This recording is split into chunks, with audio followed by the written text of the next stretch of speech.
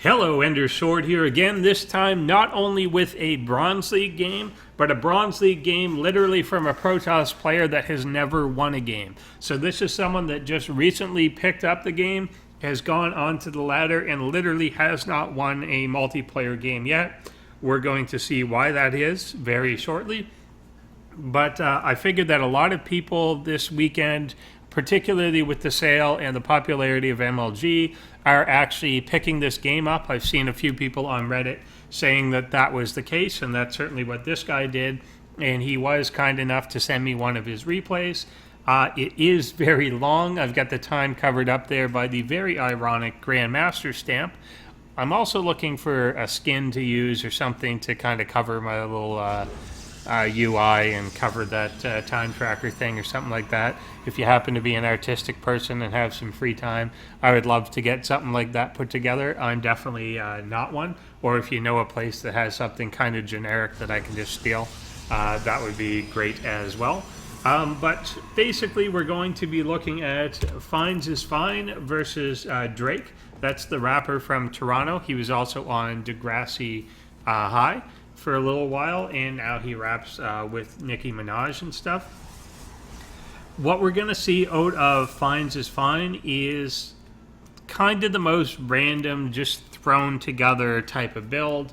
Things kind of meander in and out. There's not a lot of sense to what actually is happening.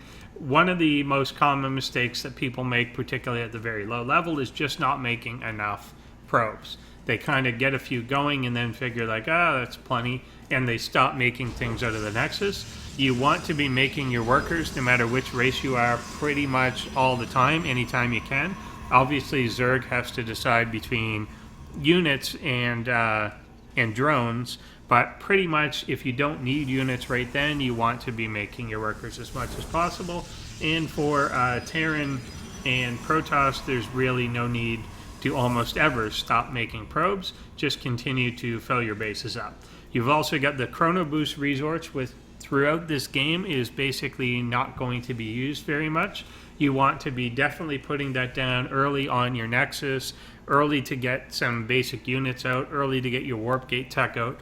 Be using that at all times. Anytime that you let it actually go up to 100, you're just wasting any additional Chrono Boost that could be saving up. So definitely do that to get your economy going, get that to get your tech going, your units going, things like that. So here we have the gateway going down, but then followed up by a forge, and then another gateway when the first one is actually done. It's pretty much the standard thing to get a cyber core right after the gateway, unless you're going for a very specific cheese build or a very specifically designed thing. Almost everything goes gateway cyber core immediately. You don't want to be delaying the warp gate technology really at all unless you have an incredibly good reason to do that. And the choice of the forge here ends up being a very interesting and fairly useless one. So it's there. He's not going for any upgrades. He's not going for, say, a cannon rush or anything like that. So there's no need to have this forge there. So it's money that could have been spent on the cybernetics core, could have been spent on another gateway, could actually be expanding to another Nexus, anything like that. But this essentially becomes a paperweight. As a general rule, if you make a building and upon that building being completed, you're not making a unit out of it, making an upgrade out of it, or building another building that required the first one, then you didn't need to build that thing. You could have waited. You could have made something else instead. You could have done a lot of things. So unless you're actually getting use out of the structure that you just made immediately after it's done, then you could have waited until whenever you did want to start something on that. So try not to build things prematurely, particularly in the early game. In the later game, people may throw down a bunch of extra gateways that they're not going to use immediately. They're just there to reinforce in case or something like that. That's fine. But particularly in the early game, you don't want to be putting anything down if you're not using it, not only immediately, but using it basically all the time. So these two gateways are here, but we're not producing anything else out of it. The cybernetics core comes down after that. Well, this second gateway didn't even need to be here. I still could have gotten 3 zealots out off this single one up here. Had this cybernetics core completely done, we'd actually be down warp gate by now, so that when I then put down a gateway and then another gateway instead of this cybernetics core, I'd now have 3 gateways that have this technology actually already completed. So when you're building things, look at the order you're building them, see if it's actually maximizing the capacity that comes out of it. Early on, just kind of look at a few of the basic build orders and completely rip them off. Just do exactly what a pro player is doing, or if you can't quite copy maybe something complicated they're doing, then just look at a replay from anyone in like Platinum League and just copy what their opening 20 moves are, and just do that, and it's going to have a little more cohesion to it than just randomly firing things down. These photon cannons are kind of in a random place. This one in particular is just not going to defend a damn thing. It's not even in range of this choke point. This one kind of at least is covering if he pokes in here, but if you're going to do something like that, and I don't suggest it in the first place, you don't tend to want to mix being really defensive with offensive units at the same time. It's just kind of wasting your money. You're sinking it into something that you can't move or use to attack later on. But if you are going to do that, try and do it at choke point. Try and do it at some place that is naturally defensive, because these aren't really doing any good. Only one of these is going to hit any target at any given time, unless he just goes and stands basically right in the middle of them, and there's just no reason he would do that. We're going a little cannon crazy here at this point. There's going to be 6 of them out on the map.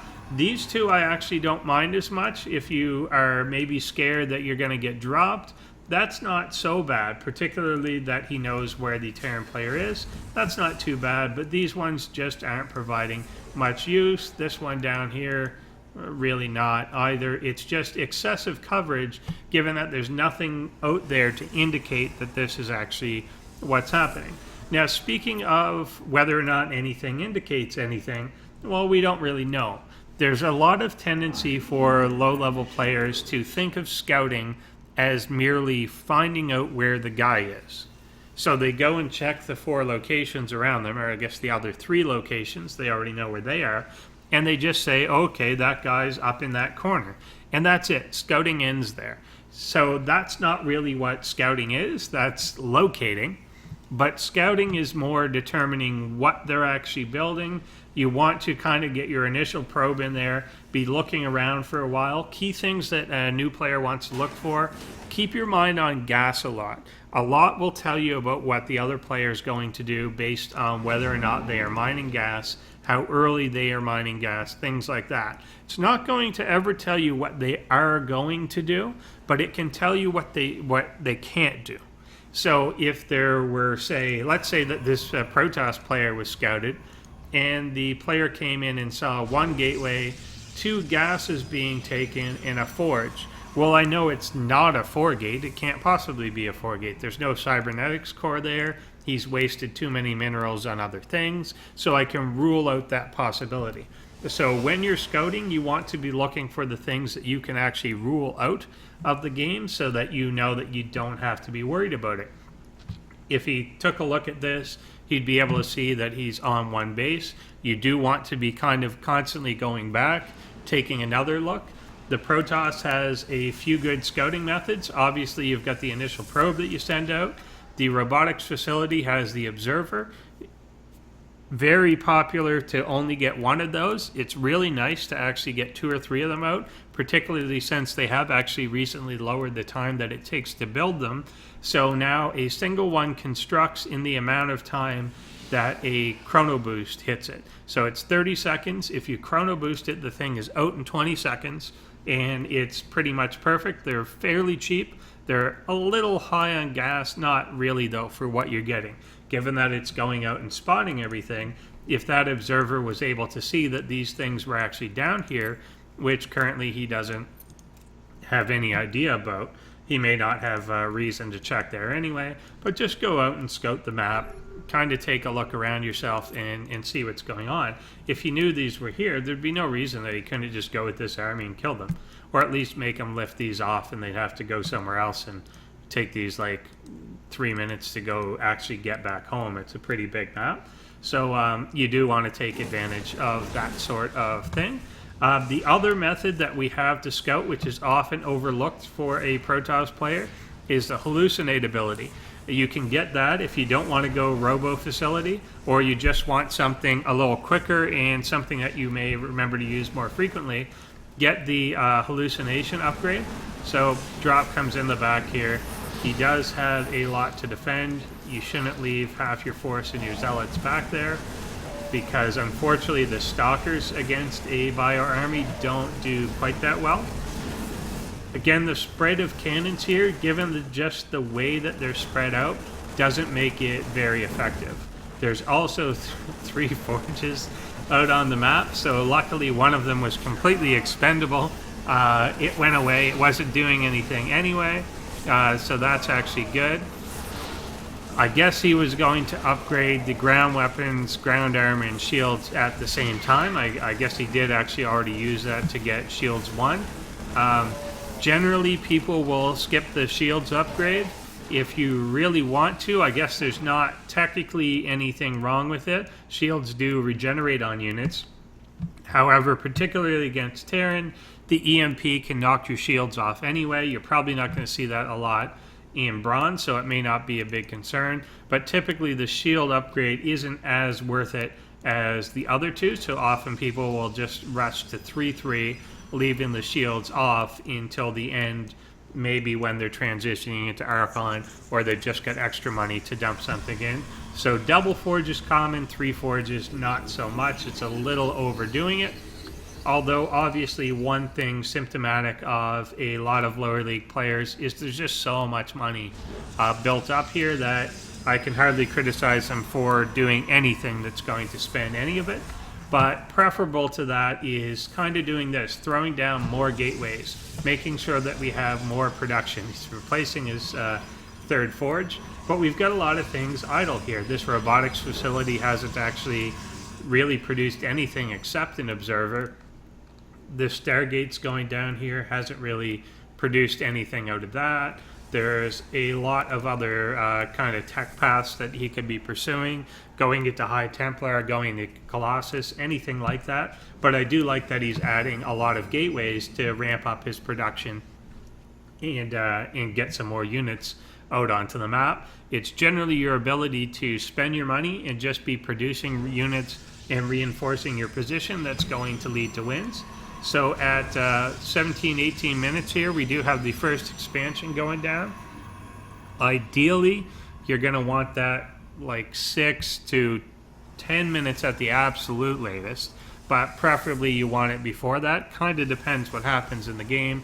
If they're going to like all in you or something, you may delay it. But there are a lot of safe builds for Protoss players that allow you to just go one gateway, put an Nexus down, and there's almost nothing really they can do where that's a bad idea. There's very few things that would cause you to not want to do that. You can usually get the Nexus down, go up to 3 gateways after that, and be fairly safe. So one thing that is, again, constantly done in lower leagues is the expansions are just late. And you've got enough probes at this point in the game. I should probably have a unit tab up more. But 28 probes going again. They should be building the whole time. But now instead of going on to base, you're going to have 2 nexuses, but you've built it so late that the first mineral field is completely out. So you're not really on to base. You're just continuing one base play. The idea is to actually be expanding at a speed that you're actually running off an economy of 2, 3, 4 bases at any given time, and you're actually mining from 3 or 4 bases at one time. And just imagine the amount of stuff that you can get out. You can make entire armies go completely lose them and refresh them with that type of economy. You can be basically teching up to everything, all kinds of stuff, and be perfectly fine with it. So we're still not really using everything here to the best of its ability. I don't know if this Stargate has actually been used at all. If it has been, I haven't seen it. You also want to avoid queuing up units. Again, here it may not seem like it matters given that he's got so much money kind of banked up, which he's now starting to bleed off, but some of it's just being used in queuing up things, and that's usually not good. You're just tying up 250 minerals and 100 gas by queuing this up behind. You want to make one at a time, and when it's done, make the next one. When it's done, make the next one.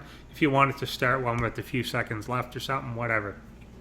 Do whatever you got to do to get it done at this level, but try not to just immediately build 2 or 3 at the same time. It's just excessive.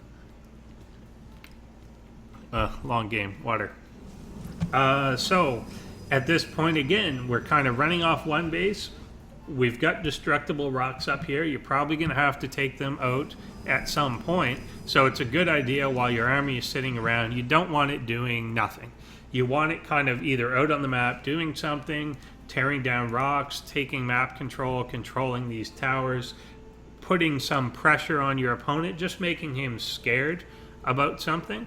It's weird what he's doing here. Instead of taking his natural, he thinks he's being sneaky by going in and actually taking this third base and kind of semi-long distance mining from it.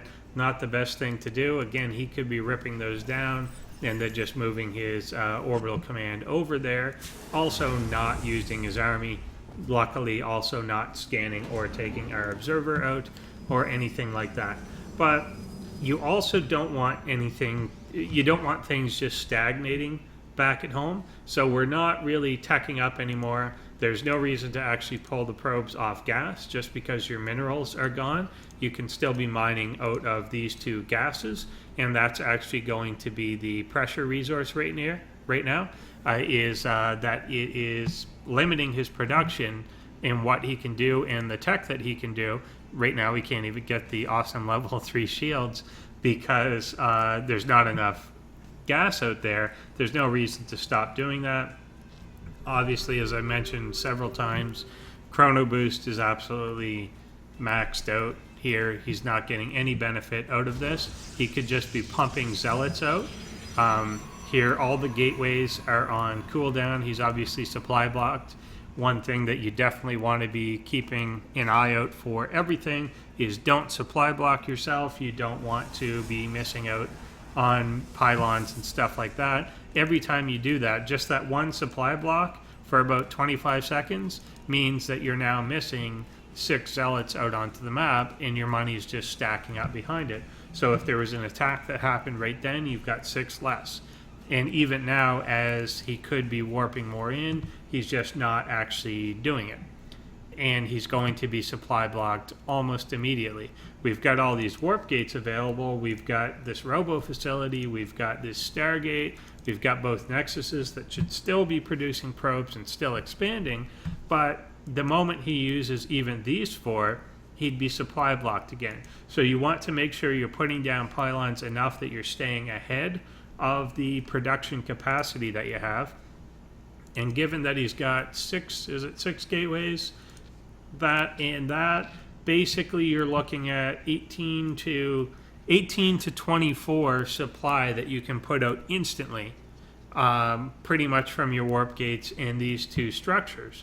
Also want to even be expanding from those structures, so even more than that. But that means that you should be putting down 3-4 pylons at any given time until you're up to that 200 level. So he does find these things down here, which ostensibly just did nothing at all. Fusion core there is kind of cute.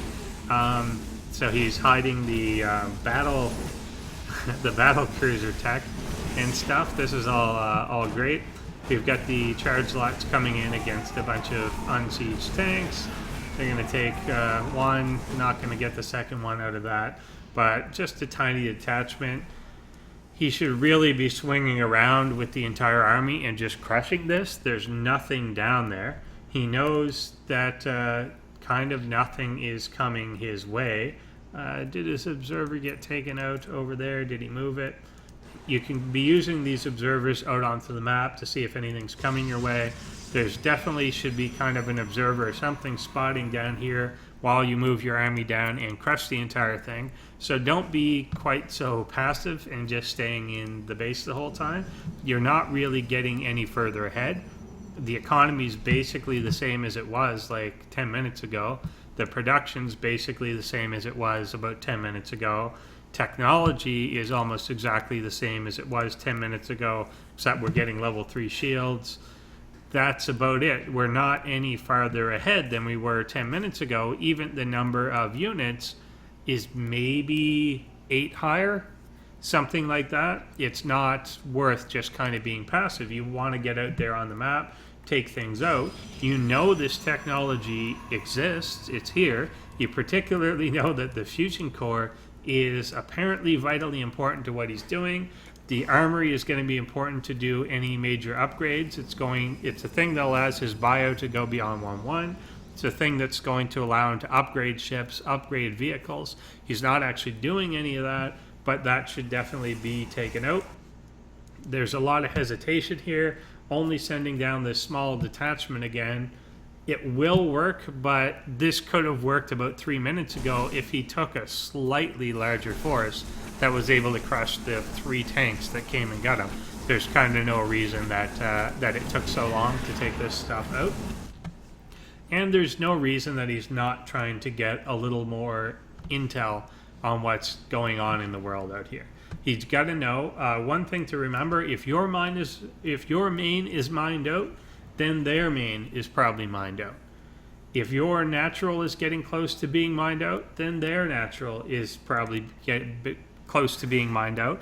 Or in this case, he never took the thing.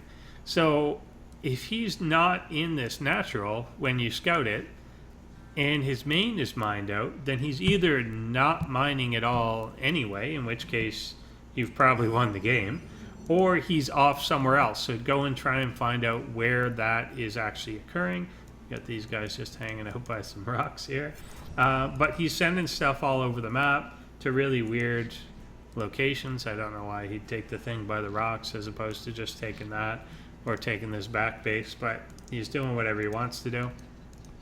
Got the warp prism in here for no apparent reason or anything like that. The army just sitting back home being very, very passive and just generally annoying me.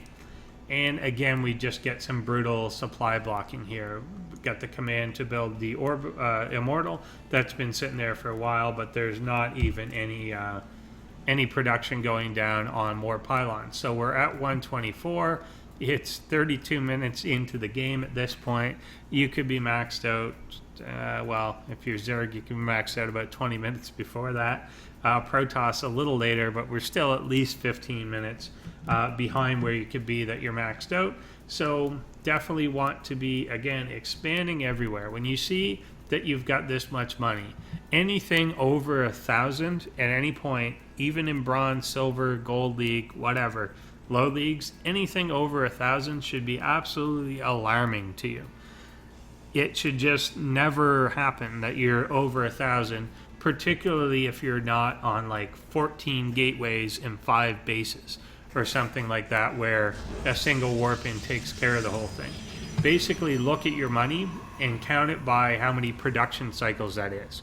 If you ever have more money than an entire production cycle of everything that you have, then you need to build more production facilities, and you need to spend that money on actual stuff to put on the map. You should only ever be banking up really once you are at max supply. And even when you are at max supply, that is a signal that your army has essentially gotten too big and you need to be using it.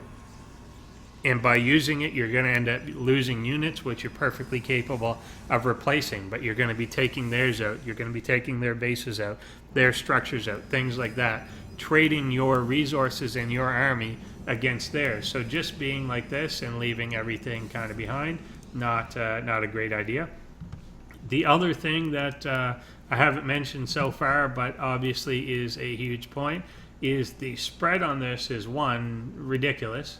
If an army actually attacks, these guys way back here just aren't going to do a damn thing for you, so that doesn't make any sense. But also, these aren't hotkeyed at all. They're not in a control group or anything like that. This Nexus isn't in a control group. I think the only one is this one back here. Even the you can use the warp gate button. I do tend to hotkey my gateways together, but the robo facility should be on something. The Stargate should be on something. Anything major that you're going to control, even my forges, I put on the same hotkey together so that I can just upgrade without actually going back to them. Things like your observers, I'll tend to put on hotkey 890, something like that. You can put them wherever you like, but things like this should kind of have their separate controls so that you can just hit a key and then go back to where you want to be. So again, the little attack comes here. Just the first peel goes off and attacks it as opposed to the whole thing. He just boxes a bunch of units, takes them forward. As I mentioned, these guys are just back here doing nothing at all.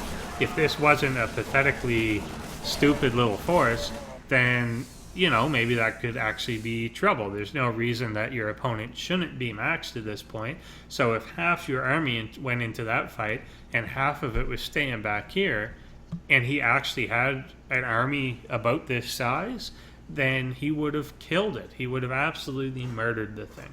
So that doesn't make a lot of sense to do. You do want to have these grouped up, have them in the same area, have them in the same control group. As you get a little more sophisticated, you're going to want to take, say, caster units like your sentries, maybe have them in your main group and on a separate hotkey so that you can be doing your force fields, doing your guardian shields, things like that. Same with High Templar, same with Blink Stalkers. Phoenixes are obviously a special unit and how they pick things up. Kind of come in back here, interesting. Phoenixes, shockingly absolutely terrible against battle cruisers, even that are completely unupgraded. No movement whatsoever from the army here, and when he does move it, he just selected all his stalkers and went back.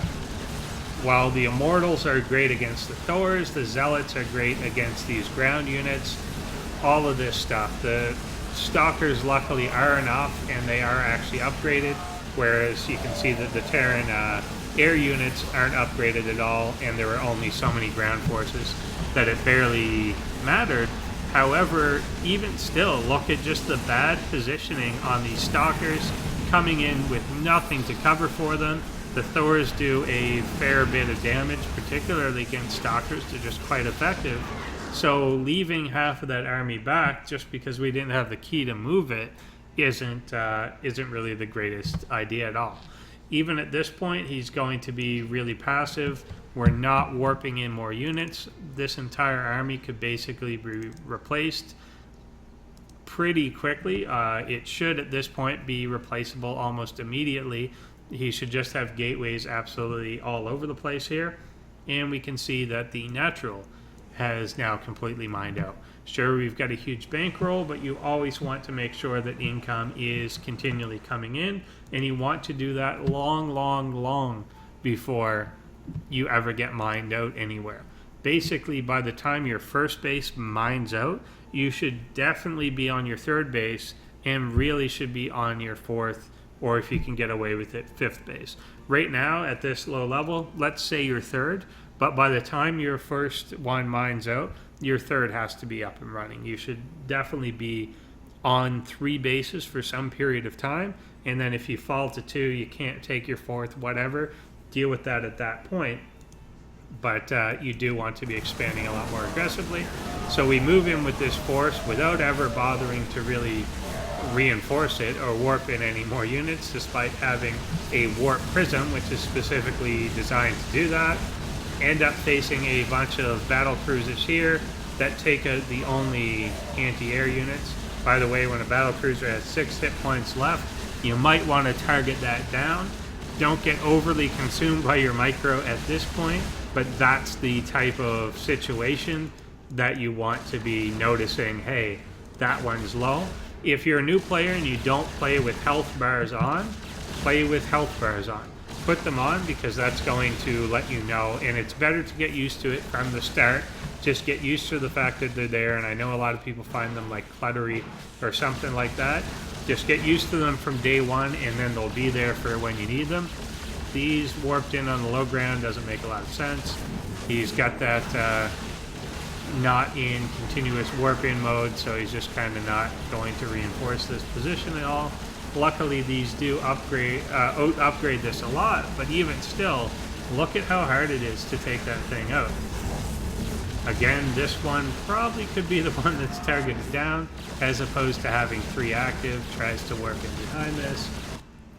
There's just a fair bit of silliness going on, and at some point here, he could potentially just run out of resources in a completely won game. Like, he completely had this guy crushed if he just continued to produce behind this, and there's nothing blocking his production whatsoever.